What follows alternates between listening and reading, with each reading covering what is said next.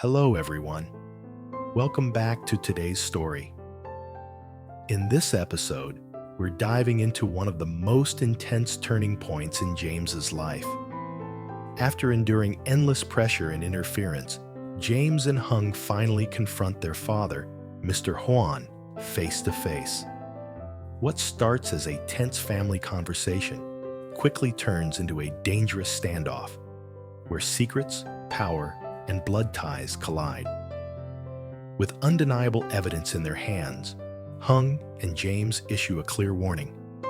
If their father continues to block the love between James and Diep, everything will be handed over to the police.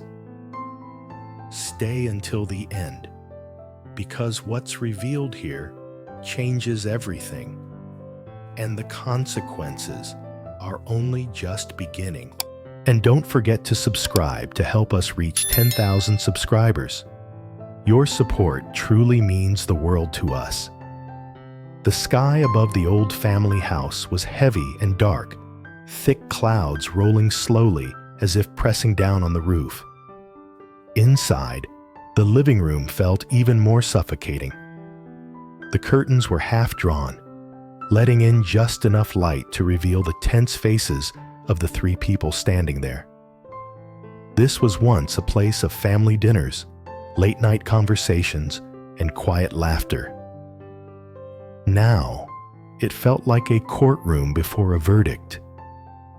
Hoan and James stood side by side, facing their father, Mr. Hoan. The distance between them was only a few meters, yet emotionally, it felt like years of separation had piled up into this single moment. No one spoke. The ticking of the wall clock filled the silence, each second landing like a hammer. Mr. Hoan sat in his familiar chair, his back straight, his hands resting firmly on the armrests.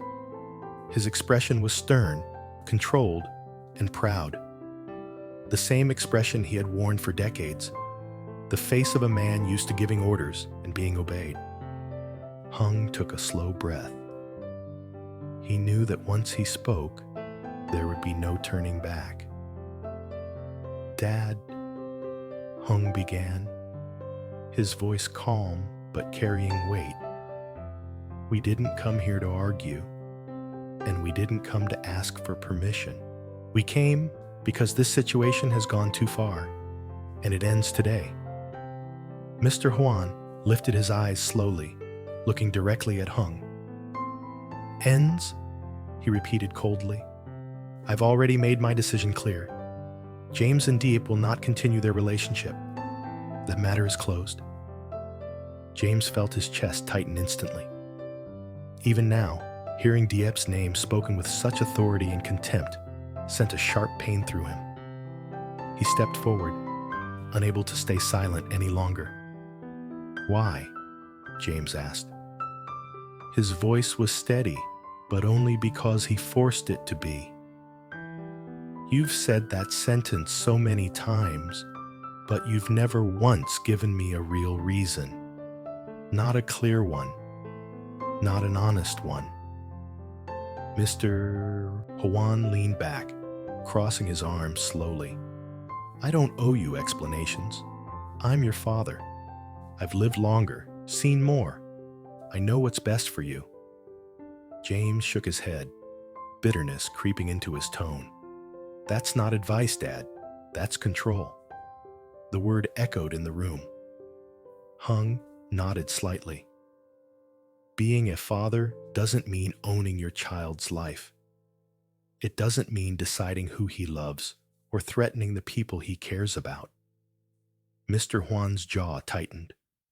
"You're both forgetting something important," he snapped. "Everything you have today, your education, your position, your opportunities, came from me." James met his father's gaze without flinching. "I've never denied that.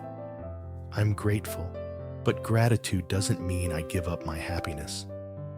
It doesn't mean I live my life according to your fears." Mr. Hoan stood up abruptly, his chair scraping loudly against the floor. The sound cut through the room like a warning.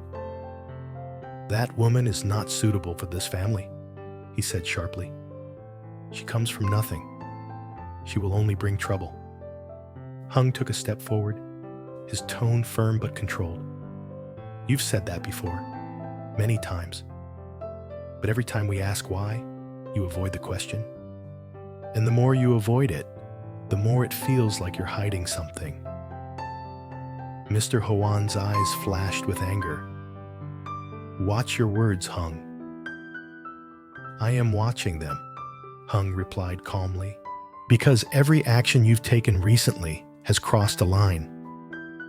James felt his emotions rise, years of frustration threatening to spill out. "You threatened Diep. You pressured her family.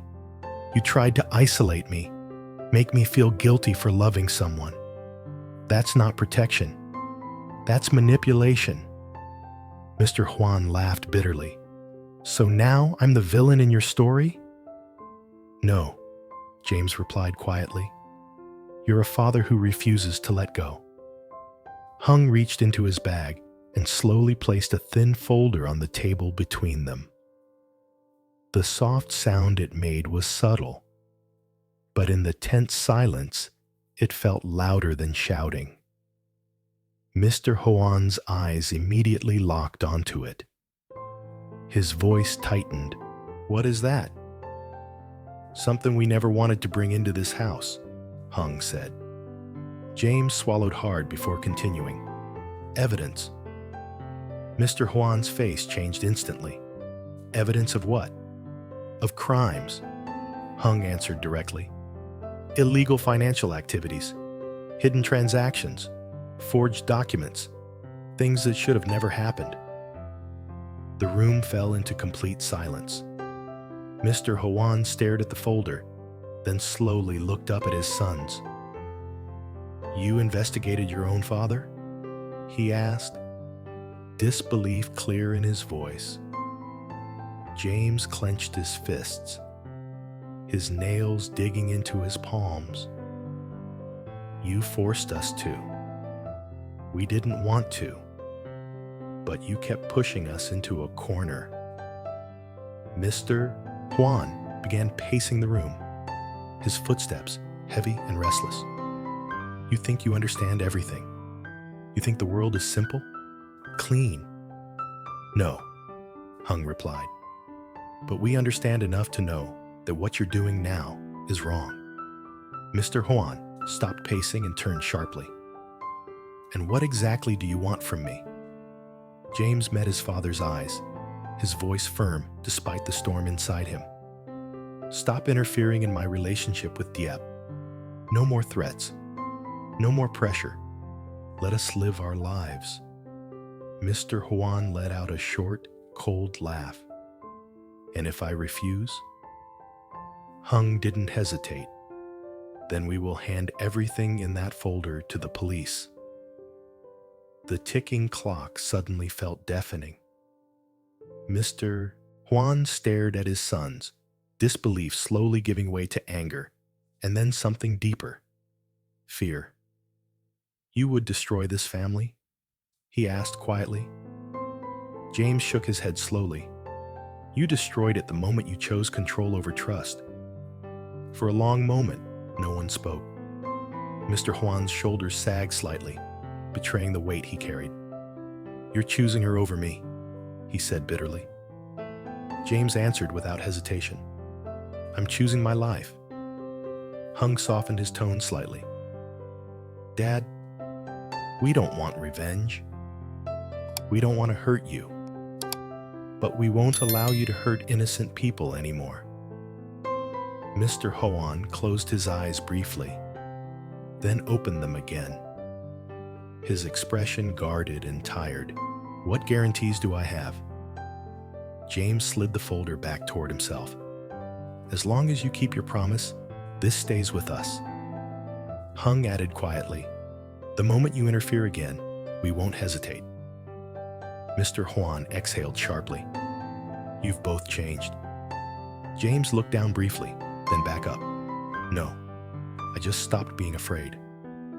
Another long silence followed, filled with regret, anger, and years of unresolved history. Finally, Mr. Hoan spoke, his voice low and restrained. Fine, I will stay out of it. Hung frowned slightly. Completely? For now, Mr. Hoan replied, avoiding their eyes. James nodded slowly. That's enough. They turned toward the door. As they stepped outside, the cool evening air hit James's face. Only then did he realize how tense his body had been. His hands were shaking. His heart was still pounding. Hung placed a hand on his shoulder. You did what you had to do. James didn't answer immediately. Behind them, inside the dimly lit house, Mr. Hoan remained seated alone, staring at the empty room. His authority was fractured, his secrets heavier than ever. The confrontation was over, but deep down, James knew this was only the beginning. The gate of the old house closed behind them with a dull metallic sound, and for a brief second, James stood still, staring at it. He didn't know what he was expecting: regret, relief, or maybe a sudden urge to turn back. None of that came. Instead, there was only a strange emptiness, like something heavy had been lifted, but left behind a deep, aching hollow. Hung noticed and stopped beside him. You don't have to say anything, Hung said quietly. James let out a slow breath. I don't even know what I would say. I never thought it would come to this, James said after a long silence. No matter how bad things got, I always believed there was a line I wouldn't cross. Hung glanced at him. And now? And now I crossed it, James replied. And I don't know whether to feel strong or ashamed. Hung stopped walking and turned to face him fully. James, listen to me. You didn't cross that line because you wanted power. You crossed it because you were cornered. There's a difference. James rubbed his temples. He's my father. When I saw fear in his eyes tonight, it broke something inside me. Hung nodded slowly. I saw it too.